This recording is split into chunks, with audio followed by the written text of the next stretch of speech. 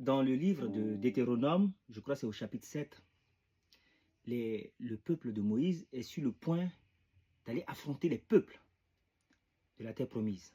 Donc il y a un certain nombre d'instructions qui est donné. Et à un moment donné, il est dit, peut-être dans ton cœur, te diras-tu, comment allons-nous vaincre des peuples aussi nombreux? Voilà. Comment allons-nous vaincre des peuples aussi nombreux? Et là, l'instruction, c'est, ne crains point. Rappelle à ton souvenir ce que l'Éternel a fait pour toi contre l'Égypte. Rappelle-toi les miracles et les prodiges. Ça, c'est une instruction, c'est pas de l'histoire. D'accord? Ce qu'ils sont en train de dire ici, c'est que face à des obstacles, face à des situations compliquées où on ne voit pas trop l'issue, on ne sait pas très bien comment ça peut réussir, il faut se souvenir des réussites du passé. Il faut se souvenir des moments du passé où on a surmonté les difficultés, où on a passé des obstacles, où on a réussi alors qu'on pensait que ce n'était pas possible. C'est ça. Lorsque David affronte Goliath, le roi lui dit, mais toi David, tu es un enfant. Et le gars que tu veux affronter, Goliath, c'est un combattant depuis la naissance. Il fait ça depuis qu'il est né. Voilà, il est aguerri, tu n'as aucune chance.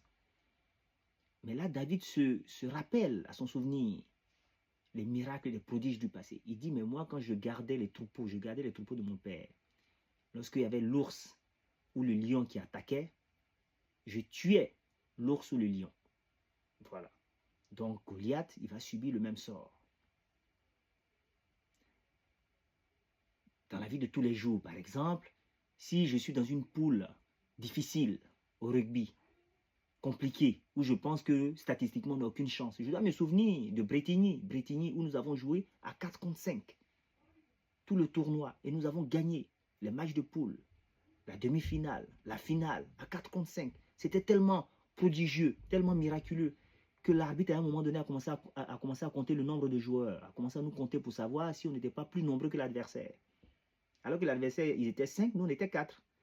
Mais l'arbitre était tellement étonné que l'arbitre a dit, mais ils sont 4, mais on a l'impression qu'ils sont 6. Voilà, ça c'est les prodiges et les miracles du passé.